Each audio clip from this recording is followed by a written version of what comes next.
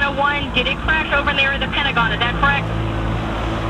We're looking at confirmation on the location. ಅದು September 11, 2001. ಅವತ್ತು America ಪಾಲಿಗೆ ಕರಾಳ ದಿನ. ಒಸಾಮಾ ಬಿನ್ ಲಾಡೆನ್ ನೇತೃತ್ವದ ಅಲ್ ಖೈದಾ ಸಂಘಟನೆ ಇಡೀ ಅಮೆರಿಕವನ್ನ ತರತರ ನಡುಗುವಂತೆ ಮಾಡಿತ್ತು. ಒಟ್ಟು 14 ಜನ ಅಲ್ ಖೈದಾದ ಭಯೋತ್ಪಾದಕರು ವಾಷಿಂಗ್ಟನ್ ಏರ್ಪೋರ್ಟ್ನೊಳಗೆ ಸಾಮಾನ್ಯ ಪ್ರಯಾಣಿಕರಂತೆ ಬರ್ತಾರೆ. 14 ಜನ 4 ಬೇರೆ ಬೇರೆ ವಿಮಾನಗಳಲ್ಲಿ ಹತ್ಕೋತಾರೆ. ವಿಮಾನಗಳು ಹೊರಡ್ತಾವೆ. ಅಷ್ಟರಲ್ಲಿ ಇವರು ವಿಮಾನ ಹೈಜಾಕ್ ಆಗಿದೆ ಅಂತ ಹೇಳಿ ಘೋಷಣೆ ಮಾಡ್ತಾರೆ. ವಿಮಾನ ಹೈಜಾಕ್ ಮಾಡಿಕೊಂಡು ನಮ್ಮ ಬೇಡಿಕೆಗಳು ಈ ರೀತಿಯಾಗಿ ಇದ್ದಾವೆ, ಅವನ್ನ ಫುಲ್ಫಿಲ್ ಮಾಡಬೇಕು ಅಂತ ಈ ಭಯೋತ್ಪಾದಕರು ಬೇಡಿಕೆ ಇಡೋದಿಲ್ಲ. ಇದಕ್ಕೆ ಬದಲಾಗಿ 4 ವಿಮಾನಗಳ ಪೈಕಿ 2 ನ್ಯೂಯಾರ್ಕ್ನಲ್ಲಿದ್ದ ಅವಳಿ ಕಟ್ಟಡಗಳಿಗೆ ಗುದ್ದಿ ಬಿಡ್ತಾರೆ. ಇಲ್ಲಿ ಸುಮಾರು 3,000ಕ್ಕೂ ಹೆಚ್ಚು ಜನ ಸಾಯ್ತಾರೆ. ಇಡೀ ಕಟ್ಟಡ ಕುಸಿದು ಬೀಳುತ್ತೆ. ಇನ್ನು 2 ವಿಮಾನಗಳ ಪೈಕಿ ಒಂದನ್ನ ಅಮೆರಿಕದ ಸೇನಾ ಶಕ್ತಿ ಕೇಂದ್ರ ಪೆಂಟಗಾನ್ಗೆ ಡಿಕ್ಕಿ ಹೊಡೆಸ್ತಾರೆ. ಪ್ರತಿ 10 ನಿಮಿಷಕ್ಕೆ ಒಂದೊಂದು ವಿಮಾನ ಡಿಕ್ಕಿ ಹೊಡಿತಾ ಇರ್ತಾವೆ. ಅಷ್ಟೊತ್ತಿಗೆ ಈ ಸುದ್ದಿ ಜಗತ್ತಿನ ತುಂಬೆಲ್ಲ ಹರಡುತ್ತೆ. ಇನ್ನೊಂದು ವಿಮಾನ ಆಕಾಶದಲ್ಲಿ ಹಾರಾಡ್ತಾ ಇರುತ್ತೆ. ಆ ವಿಮಾನದಲ್ಲಿದ್ದ ನಾಗರಿಕರಿಗೆ ಈ ವಿಚಾರ ಗೊತ್ತಾಗುತ್ತೆ. ಹೇಗಿದ್ರು ನಾವು ಸಾಯ್ತೀವಿ, ಆದ್ರೆ ನಮ್ಮ ವಿಮಾನ ಎಲ್ಲಿಗೋ ಡಿಕ್ಕಿ ಹೊಡೆದು ಅಲ್ಲಿದ್ದವರು ಸಾಯೋದು ಬೇಡ ಅಂತ ವಿಮಾನದಲ್ಲಿದ್ದ ಭಯೋತ್ಪಾದಕರ ಜೊತೆಗೆ ಹೊಡೆದಾಡ್ತಾರೆ. ಹೀಗಾಗಿ ಆಕಾಶದಲ್ಲಿ ವಿಮಾನ ಬ್ಲಾಸ್ಟ್ ಆಗುತ್ತೆ. ಇಲ್ಲಿ ಒಟ್ಟು 4 ವಿಮಾನಗಳು ಹೈಜಾಕ್ ಆಗಿರ್ತಾವೆ. ಜಗತ್ತನ್ನ ಹೆಚ್ಚು ಕಾಡಿದ್ದು ನ್ಯೂಯಾರ್ಕ್ನಲ್ಲಿದ್ದ ಅವಳಿ ಕಟ್ಟಡಗಳಿಗೆ ಡಿಕ್ಕಿ ಹೊಡೆದಿದ್ದು ಈ ವರ್ಲ್ಡ್ ಟ್ರೇಡ್ ಸೆಂಟರ್ ಜಾಗತಿಕವಾಗಿ ಶಕ್ತಿ ಕೇಂದ್ರ ಅನಿಸಿಕೊಂಡಿತ್ತು. ಇಲ್ಲಿ ಫಾರಿನ್ ಬಿಸ್ನೆಸ್ ಎಲ್ಲ ನಡೀತಾ ಇದ್ವು. ಇಂತಹ ಕಟ್ಟಡವನ್ನ ಗುರಿಯಾಗಿಸಿ ಒಸಾಮಾ ಬಿನ್ ಲಾಡೆನ್ 2 ವಿಮಾನಗಳನ್ನ ಡಿಕ್ಕಿ ಹೊಡೆಸಿದ್ದ. ಇದೆಲ್ಲ ಇವಾಗ ಯಾಕೆ ಹೇಳ್ಬೇಕಾಯ್ತು ಅಂದ್ರೆ, ರಷ್ಯಾದಲ್ಲೂ ಕೂಡ ಇದೇ ರೀತಿಯ ದಾಳಿ ನಡೆದಿದೆ. ಕಜಾನ್ ಕಟ್ಟಡದ ಮೇಲೆ ನಡೆದ ಡ್ರೋನ್ ದಾಳಿ ಇಡೀ ಜಗತ್ತನ್ನೇ ಗಾಬರಿಯಿಂದ ನೋಡುವಂತೆ ಮಾಡಿದೆ.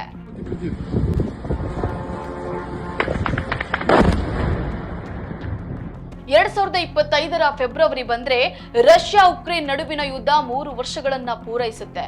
ಈ ತನಕ ಅಲ್ಲಿ ಕದನ ವಿರಾಮದ ಮಾತುಗಳು ಕೇಳಿ ಬಂದಿಲ್ಲ.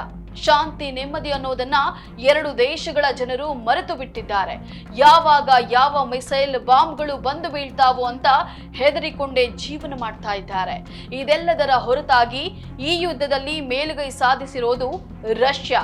ಉಕ್ರೇನ್ಗೆ ಅಮೆರಿಕ ನಾಯಕತ್ವದ ನ್ಯಾಟೋ ಪಟಾಲಂನ ಬೆಂಬಲ ಇದೆಯಾದ್ರೂ ರಷ್ಯಾ ಉಕ್ರೇನ್ ಮೇಲೆ ದಾಳಿ ಮಾಡಿದೆ. ಗಡಿ ಭಾಗದಲ್ಲಿ ಒಂದಷ್ಟು ಪ್ರದೇಶಗಳನ್ನ ವಶ ಮಾಡಿಕೊಂಡಿದೆ.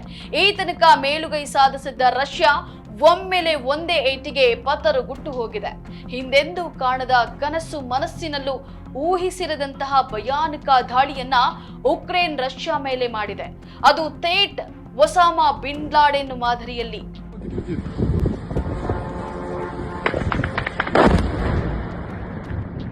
ಎಸ್, ನಾನು ಆಗ್ಲೇ ಹೇಳಿದ ಹಾಗೆ ಅಮೆರಿಕದ ಅವಳಿ ಕಟ್ಟಡಕ್ಕೆ ವಿಮಾನಗಳು ಗುದ್ದಿದ ಹಾಗೆ ರಷ್ಯಾದ ಕಜಾನ್ ಕಟ್ಟಡಕ್ಕೆ ಉಕ್ರೇನ್ ಡ್ರೋನ್ ವಿಮಾನಗಳು ಗುದ್ದಿದ್ದಾವೆ.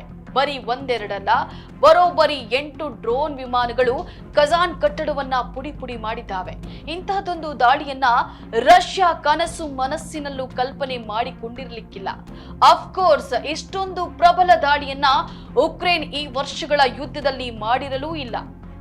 ರಷ್ಯಾ ಮಾಡೋ ದಾಳಿಗೆ ಅದರ ಪ್ರತಿಕ್ರಿಯೆ ತೀರಾ ದುರ್ಬಲವಾಗಿಯೇ ಇತ್ತು. ಆದ್ರೆ ಈಗ ಪಕ್ಕಾ ಪ್ಲಾನ್ ಮಾಡಿ ಹೊಡೆದಿದೆ. ರಷ್ಯಾ ತನ್ನ ದೇಶದ ಗಡಿಯಲ್ಲಿ ಒಂದು ಗ್ರಾಮವನ್ನ ವಶ ಮಾಡಿಕೊಂಡಿದ್ದಕ್ಕೆ ಪ್ರತೀಕಾರವಾಗಿ ರಷ್ಯಾದ ಬಹುಮುಖ್ಯ ಕಟ್ಟಡದ ಮೇಲೆ 8 ಡ್ರೋನ್ ದಾಳಿಯನ್ನ ಮಾಡಿದೆ. ಈ ದಾಳಿಗೆ ರಷ್ಯಾ ಪತರುಗುಟ್ಟಿ ಹೋಗಿದ್ದಂತೂ ನಿಜ. ಡ್ರೋನ್ ದಾಳಿ ನಡೆದಿದ್ದಂಗೆ ಅಲ್ಲಿದ್ದಂತಹ ಇಂಟರ್ನ್ಯಾಷನಲ್ ಏರ್ಪೋರ್ಟ್ ಅನ್ನ ಇಮಿಡಿಯೇಟ್ ಆಗಿ ಕ್ಲೋಸ್ ಮಾಡ್ತಾರೆ. ಸಾರ್ವಜನಿಕ ಸಭೆ ಸಮಾರಂಭಗಳೆಲ್ಲ ರದ್ದಾಗ್ತವೆ. ಅಲ್ಲಿದ್ದ ಸ್ವಲ್ಪ ಜನರನ್ನ ಬೇರೆ ಬೇರೆ ಪ್ರದೇಶಗಳಿಗೆ ಸ್ಥಳಾಂತರ ಮಾಡ್ತಾರೆ. ಇನ್ನು ಸ್ವಲ್ಪ ಜನರನ್ನ ಬಂಕರ್ನೊಳಗೆ ಕಳಿಸ್ತಾರೆ. ಒಂದ್ ಲೆಕ್ಕದಲ್ಲಿ ಕಜಾನ್ ನಗರಕ್ಕೆ ಸೂತಕದ ವಾತಾವರಣ ಕವಿದು ಬಿಡುತ್ತೆ. ಅಷ್ಟರ ಮಟ್ಟಿಗೆ ಇಡೀ ರಷ್ಯಾ ಪತರಗುಟ್ಟಿ ಹೋಗುತ್ತೆ.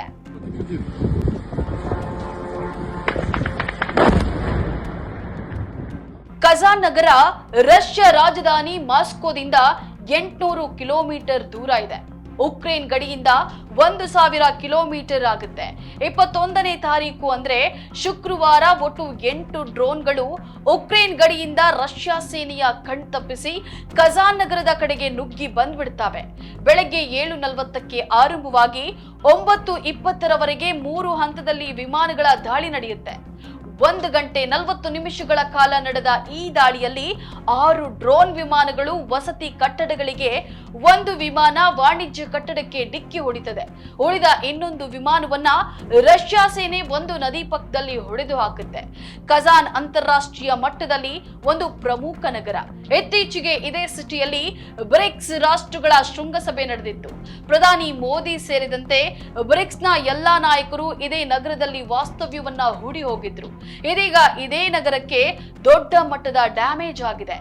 ಉಕ್ರೇನ್ ನಡೆಸಿದ ಡ್ರೋನ್ ದಾಳಿಗೆ 37 ಅಂತಸ್ತಿನ ವಸತಿ ಕಟ್ಟಡ ಧ್ವಂಸಗೊಂಡು ಧೂಳೀಪಟ ಆಗಿದೆ. ದೊಡ್ಡ ಮಟ್ಟದ ಕಟ್ಟಡಕ್ಕೆ ವಿಮಾನಗಳು ಡಿಕ್ಕಿ ಹೊಡೆದ್ರು. ಸುಮಾರು 13 ಲಕ್ಷ ಜನರಿರೋ ಈ ನಗರದಲ್ಲಿ ಪುಣ್ಯಕ್ಕೆ ಯಾವುದೇ ಪ್ರಾಣಹಾನಿ ಆಗಿಲ್ಲ.